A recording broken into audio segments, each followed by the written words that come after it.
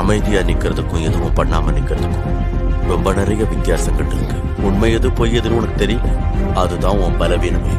தெளிவான இந்த நீர் மாதிரி அமைதியா சாந்தி. அஸ்ஸலாமு அலைக்கும். உங்கள் அனைவர் மீதும் இறைவனின் சாந்தியும் சமாதானமும் உண்டாகட்டும்.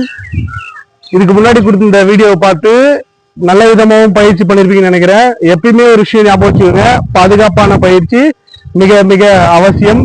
இதுக்கு முன்னாடி இந்த சேனல்ல நஞ்சாக்கும் ஸ்டிக் ரொட்டேஷனுக்கான ட்ரைனிங் உங்களுக்கு கொடுத்துருந்தேன். அதுவும் பயிற்சி பண்ணிருப்பீங்க நம்புறேன். அடுத்த வர காணொலிகள்ல அதுவும் நான் உங்களுக்கு கொடுக்குறேன். அந்த ரெண்டுத்துக்குமே மொபிலிட்டின்ற விஷயம், அதாவது சதை வந்து பிடிப்பு இல்லாம தோள்பட்டைகள், இந்த எதிர்க்க மணிக்கட்டு சொல்லுவாங்களே, ரெஸ்ட்ன்னு சொல்லுவாங்க ஆங்கிலத்துல, இது எல்லாமே நல்ல குழையும் தன்மையோட, அதாவது நல்ல சுலபமாக அசையும் தன்மையோட வேணும். அதுக்காக இந்த மொபிலிட்டி ட்ரைனிங் மிக மிக அவசியம். சரி, நண்பர்கள் என்ன பண்ணாங்க, இது எங்களுக்கு ரொம்ப முக்கியம், இதை கொடுத்தீங்கன்னா அதையும் நாங்கள் கத்துக்குவோம், சராசரி வாழ்க்கைக்கும் ரொம்ப பயனுள்ளதா இருக்கும்னு சொன்னாங்க. அதே உங்களுக்கும் பயனுள்ளதா இருக்குமே காணொலி பார்த்து பயிற்சி பண்றோம்னு சொல்லிதான் அந்த ரெண்டுத்தையும், நஞ்சாக்கியும் சிலம்பம் கழியோட சுற்றுமுறைகள் அந்த பயிற்சிக்கான நிறுத்திட்டு நான் இதை கொடுத்துனாங்க.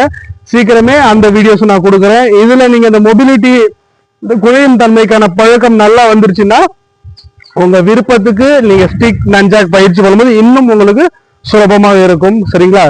இன்னைக்கு பயிற்சி என்ன பண்ண போறீங்கன்னா, பொதுவா நம்ம என்ன பண்ணுவோம், இப்படி வச்சுன்னு இப்படி சோட்டுவோம். இது வந்து பொதுவாகவே ஒரு மணிக்கட்டுக்கு பயிற்சிக்கும் தற்காப்பு கலைகள் கொடுக்கறதா.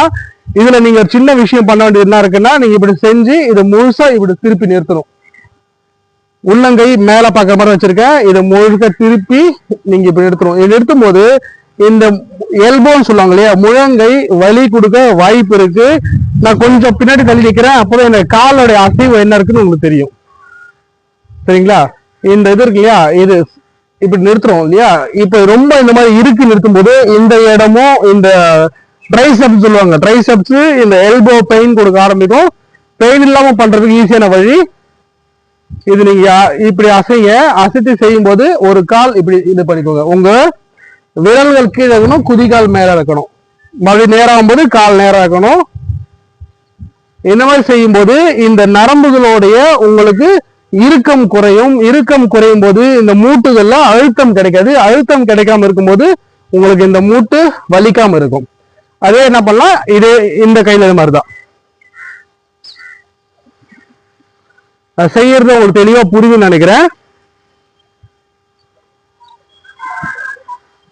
இப்ப நம்ம இப்படியே நின்று இப்படி செய்யும் போது என்ன ஆகும்னா, இந்த தோள்பட்டை எந்த அளவுக்கு இந்த பக்கம் அழுத்துதுன்னு பார்த்திருப்பீங்க.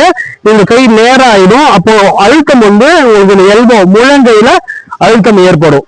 அப்போ நீங்க இப்படி நார்மலா செய்யும் போது இதை செஞ்சுட்டு இந்த காலை இப்படி தூக்கி நீங்க உடம்ப திருப்பும் போது இதுல அழுத்தம் குறையும். அழுத்தம் இருக்காது. வலி இல்லாம நீங்க சுலபமா பழகலாம். இதை பழகிச்சுன்னா ஏற்கனவே உங்களுக்கு இந்த ரெண்டு கையில எப்படி மாத்துறதுன்னு சொல்லி நான் பயிற்சி கொடுத்துருக்கேன். அதேதான் இந்த மொபிலிட்டிலையும் இதை செய்ய போறீங்க.